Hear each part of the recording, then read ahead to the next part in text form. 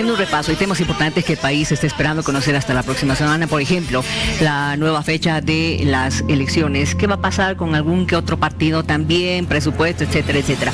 Pero vámonos ahora a la parte política. El próximo 22 de enero se cumple una fecha. ¿Cómo está, doctor? Estoy con el doctor Israel Quino, analista constitucionalista, porque vamos a hablar justamente de este tema. Ampliación de mandato. Así es, miren, un cordial saludo por la invitación y a través de Hora 23 un afectuoso saludo al pueblo boliviano. Es importante lo que tú planteas porque a partir del 21 de enero en realidad finaliza el periodo constitucional 2015-2020. ¿Qué ocurre después? Lo va a definir el Tribunal Constitucional Plurinacional en un fallo que emita hasta el 31 de diciembre, hasta el siguiente miércoles. Se define este fallo, esta resolución constitucional que tiene el grado de declaración de constitucionalidad a ese proyecto de ley que ha remitido en la Asamblea Legislativa para hacerle una consulta y hasta cuándo debe interpretarse el periodo constitucional o de qué forma se quedan tanto el Ejecutivo como el órgano legislativo. Exacto. Actualmente la ALP, la Asamblea Legislativa, ha conformado su comisión legislativa. Son en realidad 28 legisladores, entiendo que son 10 senadores y 18 diputados que actualmente conforman la comisión legislativa. Por el mandato de la Constitución se establece que solamente sesionarán de manera extraordinaria por asuntos de urgencia. Pone 2 condiciones la Constitución. Pero esta comisión trabaja hasta el 7 de enero, con la semana de enero, y después retornarían los asambleístas hasta el 21. Pero ¿qué ocurre después del 21?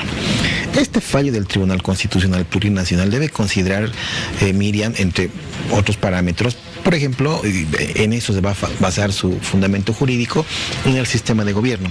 El Estado boliviano adopta para su forma de gobierno la forma democrática, representativa, participativa, pero además comunitaria. Sí. Transversalmente, ahí vamos a encontrar la democracia intercultural. Entonces estamos hablando que en estas reglas democráticas de la cosa pública, de la res pública, debe supervivir este sistema democrático. Un segundo elemento va a ser la organización funcional del Estado. El Estado boliviano, así como se fundó en 1825, tiene 4 órganos de poder. No puede funcionar el Estado sin uno de esos órganos.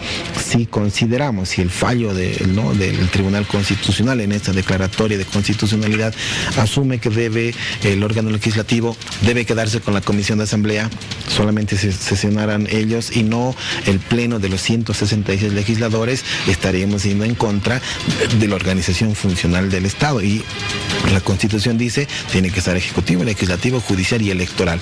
No habla de comisiones de asamblea. Entonces, sí o sí, debe fundarse en ese elemento. Un otro elemento que tiene que considerar el Tribunal Constitucional va a ser la imposibilidad de delegar funciones entre sí.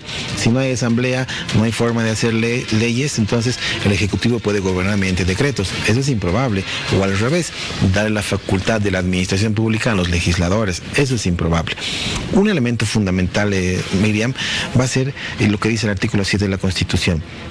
El pueblo boliviano, para elegir a los actuales legisladores, les ha delegado el poder en un proceso eleccionario. Entonces, ningún fallo, mucho menos del Tribunal Constitucional, puede ir en contra del mandato del soberano, que dijo que son esos 166 legisladores los que van a tener el periodo constitucional de 5 años. Eso en la forma. Y 2 cosas de fondo va a tener esa declaratoria de constitucionalidad, que va a decir hasta cuándo se quedan el Ejecutivo, el Legislativo, pero además los gobiernos subnacionales. Esto es, alcaldías y gobernaciones. Y les dirá, en el caso de del mandato del órgano ejecutivo y del órgano legislativo, estos deberán quedarse hasta la transmisión del mando presidencial. ¿Qué implica? Con la última modificación que solicitó el órgano electoral, este 2 de enero tendríamos un nuevo calendario electoral. Exacto. A partir de ahí, 120 días. Hablamos de cuando menos el 2 de mayo, en el que finaliza el proceso electoral de un calendario electoral, valga la redundancia. Esto es, en una estimación técnica, entre la última semana de marzo, 28 de marzo creo que es, o la 1 de abril, es el día de las elecciones generales. Por ello se contempla un periodo posterior para eventualidades como repetición de votación, proclamación de resultados en primera vuelta. Pero si en la primera vuelta no existe un ganador, un binomio presidencial que obtenga o el 50% más uno de los votos o mínimamente el 40%, pero además 10% por encima del segundo más votado, vamos a la segunda vuelta. ¿Esto qué implica? 45 días adicionales para un nuevo proceso eleccionario.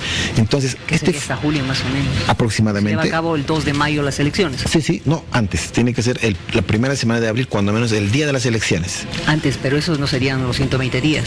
El calendario electoral contempla días posteriores al día de la elección. Por ejemplo, repetición de votación, proclamación de resultados, entrega de credenciales y transmisión del mando en una elección que solo haya primera vuelta.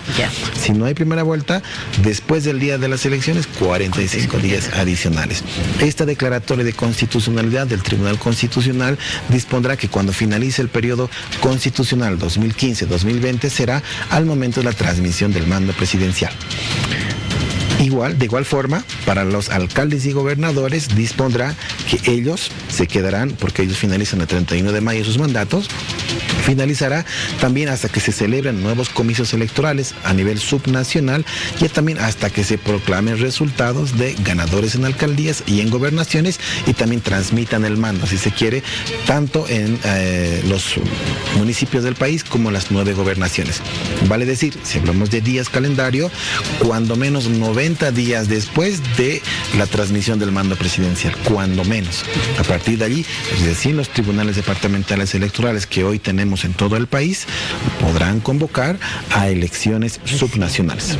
No antes. De la transmisión de mando. Después de la transmisión. Cuando tengamos un binomio ganador, se proclamen los resultados, les entreguen las credenciales, pero además hay acto solemne de imposición de la banda presidencial, en el momento en el actual presidente de transición le entregue la banda presidencial al nuevo binomio o al próximo presidente o presidenta del país, en ese momento va a iniciar un periodo nuevo constitucional, pero ese es en ese instante en el que acaba el mandato de transición e inicia un nuevo periodo constitucional, legal y constitucionalmente elegido.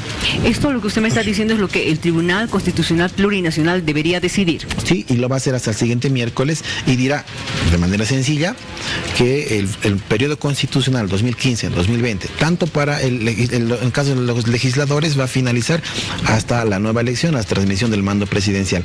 En el caso del Ejecutivo, este gobierno en transición también se quedará hasta la transmisión del mando presidencial. En el caso de alcaldías y municipios, hasta también celebrarse un proceso electoral de carácter subnacional y se proclamen ganadores en ese nivel político. Gracias por habernos contado cómo está la figura para que también la población entienda y sepa que va a haber un alargamiento, evidentemente, de el mandato de este gobierno, en todo caso. Así es, son las reglas democráticas que nos permiten ahora, ¿no?, tal vez sobredimensionar el espacio de poder o el tiempo en el poder, sí, pero es una extensión de mandato, no ha sido un prorroguismo unilateral, sino una extensión de mandato por necesidad, que lo permite la Constitución. Exacto. Por necesidad política, pero además porque existe un compendio normativo, electoral, legal a partir de la última ley que convoca a elecciones y que con un nuevo tribunal electoral pues ya se va a ver otro escenario en el país. Y lo decíamos hace un momento, Miriam, que a partir de esta reinstitucionalización del órgano electoral,